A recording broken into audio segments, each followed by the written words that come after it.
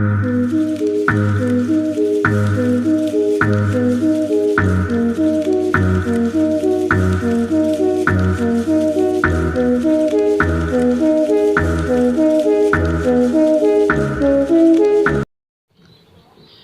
Assalamualaikum warahmatullahi wabarakatuh.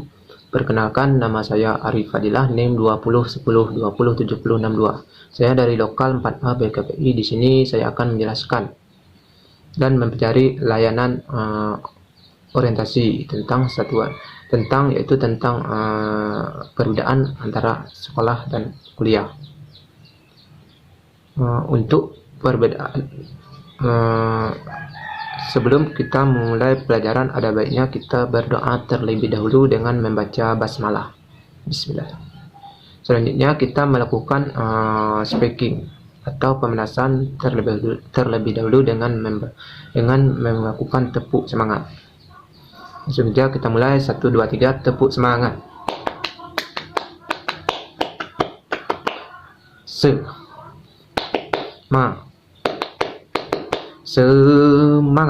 Semangat, tepuk semangat.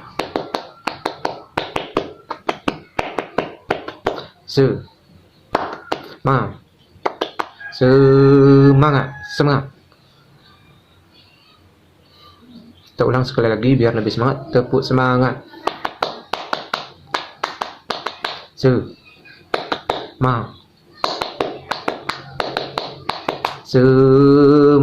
Semangat. Ya, ternyata selanjutnya kita akan membahas tentang apa yang dimaksud dengan sekolah. Sekolah adalah suatu lembaga pendidikan yang dirancang secara khusus untuk mendidik siswa atau murid dalam pengawasan para pengajar atau guru. Sedangkan menurut Kamus Besar Bahasa Indonesia KBBI, definisi sekolah ialah lembaga atau bangunan yang dipakai untuk aktivitas belajar dan mengajar sesuai dengan jenjang pendidikannya. Fungsi pendidikan adalah menyiapkan manusia muda yang berkualitas, tenaga kerja, dan menyiapkan warga negara yang baik dan berkualitas. Perguruan tinggi. Apa yang dimaksud dengan perguruan tinggi? Perguruan tinggi merupakan kelanjutan pendidikan menengah yang cukup ragam yang seperti yang telah diuraikan di atas atau yang telah diuraikan tadi, yaitu yang diselenggarakan untuk menyiapkan peserta didik untuk menjadi anggota masyarakat yang memiliki kemampuan akademi atau profesional yang dapat mengembangkan dan menciptakan ilmu pengetahuan, ilmu teknologi dan kesenian dan lain sebagainya. Beberapa perbedaan dan persamaan antara sekolah dan kuliah adalah dapat dilihat sebagai berikut. Dapat dilihat dari perbedaan waktunya. Untuk perbedaan waktu antara sekolah dan kuliah, yaitu kalau masuk sekolah jamnya yaitu pada pukul 06.30 pagi sampai siang atau sore. Saat kuliah jamnya jadi acak, bisa jadi kita ada kelas di pukul 09 atau sampai 11.00, kemudian baru lanjut kuliah lagi pukul 14.30, atau dalam seminggu kita hanya kuliah 4 hari. Tidak ada lagi yang melarang kita bolos, tapi absen bisa sangat mempengaruhi nilai. Hal yang menyenangkan dari kuliah adalah liburan semesternya lebih panjang atau sangat panjang, bisa sampai 3 bulan, dan untuk perkuliahannya hanya aktif 3 bulan. Persamaan. Untuk persamaan sekolah dengan hampir tidak ada, hanya saja masih ada kampus yang menerapkan kuliah paginya dimulai dari pukul 07.00 pagi, namun itu seminggu hanya sekitar 1 sampai 2 hari saja. Untuk kesimpulannya, di sini tanggung jawab kita benar-benar diuji, karena kita harus bisa mengatur waktu sendiri untuk belajar dan mengerjakan tugas yang pasti akan bertumpuk. Kalau kita tidak mengerjakannya, kalau kita lengah sedikit saja, bisa jadi bikin kita ketinggalan mata kuliah atau ketinggalan perkuliahan. Perbedaan yang kedua itu terdapat lihat dari pelajaran, karena saat masuk universitas atau perguruan tinggi, kita sudah memiliki jurusan, maka mata kuliahnya pun lebih fokus sesuai bidang tersebut atau sesuai dengan jurusan kita. Biasanya tiap semester akan ada 5-8 mata kuliah. Selain itu, sistem perkuliahannya adalah moving class, atau kadang-kadang kita bisa dapat kelas besar dengan murid mencapai jumlah lebih banyak, yaitu dari 50 mahasiswa. Kadang kita hanya mendapatkan kelas kecil yang pesertanya kurang dari 10 orang. Dan kadang kita hanya kuliah daring atau take home. Untuk persamaan di semester awal kita masih akan ketemu beberapa pelajaran dasar seperti pelajaran Pancasila, bahasa Inggris, matematika, dan bahasa Indonesia. Kesimpulannya, walaupun banyak bedanya, tapi kita biasanya tidak susah untuk menyesuaikan diri. Kita tidak susah untuk menyesuaikan diri karena kita juga akan menemukan banyak mata kuliah yang menarik yang bikin kita semakin semangat dan senang dalam proses belajar. Lebih praktis kalau kita tidak membawa banyak buku tulis dan hanya menggunakan satu binder file untuk berbagai mata kuliah. Perbedaan selanjutnya yaitu dapat dilihat dari perbedaan nilai antara sekolah dengan perkuliahan. Untuk nilai, perbedaannya tidak ada sistem remedial atau ujian perbaikan untuk di perkuliahan. Kalau nilai kita jelek, nilai minimal C, risikonya adalah tidak lulus dan harus mengulang kembali di mata kuliah yang akan datang. Hal tersebut selama 1 semester. Standar umum nilai yang bisa kita peroleh adalah kalau di perkuliahan menggunakan yaitu huruf, yaitu A, angkanya 80 sampai 90, B 70 sampai 79, C 60 sampai 69, dan D 50 sampai 59, dan E yaitu 0 atau gagal. Untuk nilai A kita dapat poin 4, B dan 3, C 2, E dan 1. Tiap mata kuliah memiliki bobot SKS satuan kredit semester tertentu dan nilai yang diperoleh akan dikalikan bobot tersebut. Misalnya, mata kuliah X memiliki bobot 4 SKS dan nilai kita adalah B. Jadi kita mendapat 3 poin. Berarti total nilai kita untuk mata kuliah tersebut adalah 4 kali 3 itu 12. Nantinya dari rata-rata nilai seluruh mata kuliah akan muncul IP indeks prestasi dengan skala 1 sampai 4. Untuk bisa lulus kita harus mengumpulkan jumlah SKS tertentu. Biasanya untuk jenjang S1 adalah 144 SKS yang umumnya bisa dicapai dalam 8 semester bersamaan. 8 semester. Untuk persamaannya yaitu ada UTS atau ujian tengah semester dan ada UAS, ujian bersemester untuk sekolah dan perguruan tinggi atau kuliah. Untuk tiap mata kuliah, bedanya ujian bisa berbeda, berbentuk tes biasa dan bisa pula open book atau tugas. Take home test itu tergantung kebijakan dosen atau tergantung dari aturan dari dosen. Kesimpulannya, harus aware dengan nilai kita sendiri. Usahakan jangan sampai mengulang di mata kuliah yang akan datang, karena bisa menghambat kelulusan bagi kita. Perbedaan dapat dilihat dari pengajar antara sekolah dengan perkuliahan. Perbedaannya yaitu dosen tidak akan repot-repot mengingat kita untuk mengumpulkan tugas atau memperhatikan pelajaran. Di sini kita yang tanggung jawab penuh terhadap diri sendiri. Persamaan pengajar di sekolah dan di perguruan tinggi itu seperti guru atau dosen juga punya berbagai karakter. Ada yang killer, ada yang santai, ada yang seru, dan ada yang marah, ada yang asik, dan ada yang bagai sebagainya. Kesimpulannya ialah dengan perbedaan yang cukup signifikan, kitalah yang harus berusaha keras untuk menangkap materi dari dosen dan mengali ilmu mereka. Perbedaan selanjutnya antara sekolah dengan perkuliahan atau kuliah dapat dilihat dari pergaulan.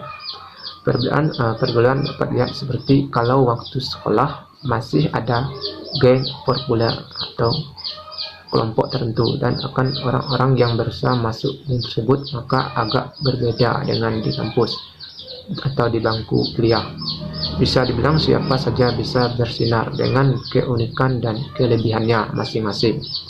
Sebaliknya, orang yang pilih-pilih dalam bergaul akan susah untuk bertahan atau soalnya di sini kita harus kerjasama dengan banyak teman. Tapi di saat kuliah pula kita jadi punya kecenderungan untuk lebih individual. Persamaan antara sekolah dengan kuliah itu anggapan yang bilang kalau kekonyolan, seru-seruan, dan sobat kental tidak akan bisa lagi ditemukan saat kuliah. Salah besar. Semua kesenangan itu tetap ada di universitas. Kesimpulannya ialah banyak yang bilang saat inilah masa kita menemukan jati diri atau harga diri, termasuk dalam pergaulan. Memiliki prinsip kuat, baik, dan jujur menjadi diri sendiri adalah kunci kesuksesan atau kunci sukses bergaul di kampus atau di bangku perkuliahan. Selanjutnya dapat dilihat dari perbedaan senioritas antara sekolah dengan kuliah, yaitu perbedaannya status senior dan junior tidak begitu berpengaruh lagi. Yang mana kalau di sekolah kita akan membutuhkan satu sama lain. Kalau di perkuliahannya, persamaannya untuk di sekolah dan kuliah itu saat awal masuk kuliah senioritas masih terasa karena kita akan mengalami masa orientasi atau ospek. Namun dalam jangka waktu dan bentuk senioritas ini tergantung kultur universitas, tergantung budaya universitas dan jurusannya. Tapi umumnya ini dilakukan untuk tujuan baik dan disiapkan dengan matang dan penuh, semacam latihan kepemimpinan. Kesimpulannya, berteman dengan junior dan senior akan membawa banyak manfaat bagi kita dan membuat berdampak baik bagi kita. Perbedaan yang lain antara sekolah dengan perkuliahan yaitu di mayoritas universitas atau perkuliahan mahasiswa boleh pakai baju bebas. Disinilah kita bisa mengeksplorasi gaya. Tapi ingat, untuk gaya kita ke kampus bukan party atau untuk bergaya. Gaya adalah saat kita dalam yang nyaman, effortless, dan mencerminkan diri kita sendiri dan sopan. Yang tidak kalah penting adalah mengasah kemampuan match atau masak. Soalnya pasti kita akan merasa kehabisan baju untuk dipakai tiap hari. Persamaannya yaitu ada beberapa fakultas atau dosen yang menerapkan aturan khusus dalam berpakaian, seperti harus pakai sepatu atau atasan berkerah atau berpakai kemeja. Kesimpulannya, ketahuilah dahulu rules atau rute di tempat kuliah, barulah kita bisa beraktualisasi dengan koleksi pakaian yang dimiliki. Basis itu intem wajib punya kaos putih berkerah atau kemeja berkerah semi formal, celana hitam atau celana jeans atau celana goyang atau celana biasa. Sepatu kanvas flat soles, tidak boleh memakai sandal, blus, tas dan tas besar. Perbedaan ekstrakurikuler dan organisasi antara sekolah dan perkuliahan sangat berbeda, yaitu biasanya kalau di sekolah tidak disebut dengan, kalau di sini kalau sekolah hanya ada OSIS, ada UKM atau badan ekstrakurikuler masih, dan ada dan kalau di perguruan tinggi banyak sekali organisasinya, yaitu ada organisasi IMM, ada juga organisasi HMJ, ada juga organisasi PMI dan organisasi DEMA, Dewan Perwakilan Kampus, dan ada organisasi HMJ. Untuk persamaannya antara sekolah dengan kuliah, yaitu sama-sama kegiatan ekstra di luar pelajaran atau di luar kuliah resmi. Kesimpulannya, penting diingat untuk memiliki kegiatan berdasarkan minat, bakat, dan pribadi dan manfaatnya bagi kita, jangan karena ikut-ikutan. Jadi kita selanjutnya dapat lihat perbedaan antara sekolah dengan perkuliahan dari aturan. Untuk aturan, perbedaannya di kampus aturannya tidak terlalu ribet, karena di kampus tidak ada lagi yang mengatur warna sepatu, harus upacara, atau tidak boleh bawa HP ke kampus, dan tidak ada pula yang namanya guru BK atau guru bimbingan muslim. Jika kita terlibat masalah, orang tua pun biasanya tidak akan dilibatkan. Persamaannya, tetap ada aturan mainnya. Kesimpulannya, walaupun dalam beberapa hal akan lebih santai dan tidak banyak aturan, tapi bukan berarti kita bisa meremehkan ketentuan yang berlaku atau ketentuan yang ada. Sebaliknya, peraturan yang ada akan diterapkan secara tegas oleh pihak kampus, bahkan universitas kapan atas tidak segan untuk memberi skorsing ketidaklulusan, bahkan sanksi drop out jika sampai kita mencoreng alma mater. Selanjutnya, perbedaan sekolah dan perkuliahan dapat dilihat dari pergaulannya, yaitu kalau di sekolah pergaulannya terlalu bebas dan seperti adanya perkelahian, dan kalau di sekolah pergaulannya yaitu emosinya masih tinggi atau masih darah tinggi, seperti sering terjadi tawuran, perkelahian, dan pembulian. Untuk kalau di perkuliahan, mahasiswa telah mencapai kedewasaan dan tidak ada lagi yang namanya pembulian dan perkelahian, tawuran. Semuanya sudah memasuki masa dewasa, dan semuanya telah mengetahui apa yang dilakukan itu menyebabkan perbuatan yang baik, dan apa yang dilakukan itu dapat menyebabkan perbuatan yang buruk dan menimbulkan dapat berdampak buruk bagi orang lain dan dapat menimbulkan efek bagi orang lain. Perbedaan lain dari antara sekolah dengan perkuliahan yaitu dapat dilihat dari tingkah lakunya. Kalau di sekolah tingkah lakunya masih seperti anak kecil atau kanak-kanak yang lebih suka bermain daripada belajar, dan lebih suka melakukan hal-hal yang seperti bermain game, dan tidak mau melakukan hal-hal yang bersifat efektif atau bersifat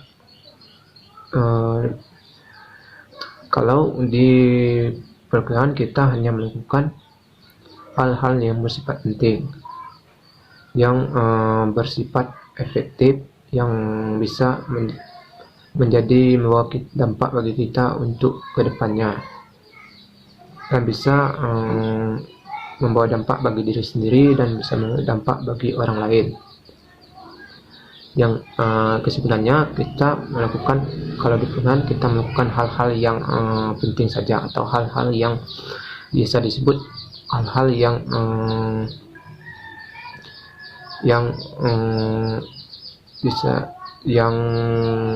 berdampak positif, ya, bukan hal-hal yang berdampak negatif.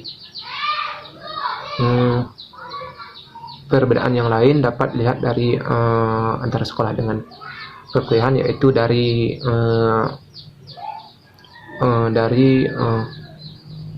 proses belajar mengajarnya, ya. Kalau proses belajar di kampus, kita hanya diberi pelajaran dan kita mengerjakannya sendiri-sendiri atau secara mandiri pelajaran tersebut dan diulang kembali. Kalau di perkuliahan,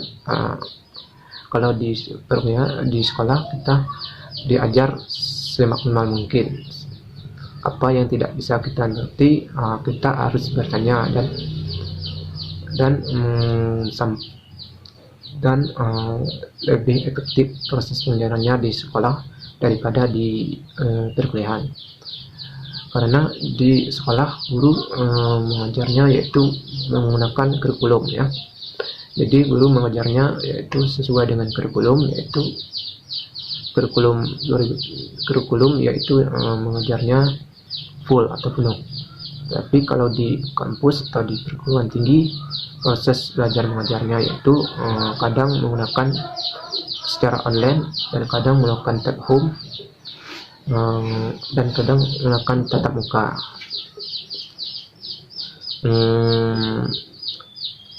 Jadi kesimpulannya, perbedaan antara sekolah dan perguruan tinggi itu sangat berbeda sekali, dan untuk persamaannya yaitu lebih sedikit persamaannya, tetapi perbedaannya itu luar biasa, ya. Baiklah, hanya itu yang dapat saya jelaskan. Lebih dan kurang saya mohon maaf apabila terdapat kesalahan dalam proses pembelajaran hari ini atau proses penjelasan yang saya jelas pada hari ini. Saya mohon maaf, dan karena yang salah itu datangnya dari diri kita sendiri, dan yang benar itu datangnya dari Allah Subhanahu wa Ta'ala. Dan saya tutup dengan billah bisabil haq, fastabiqul khairat.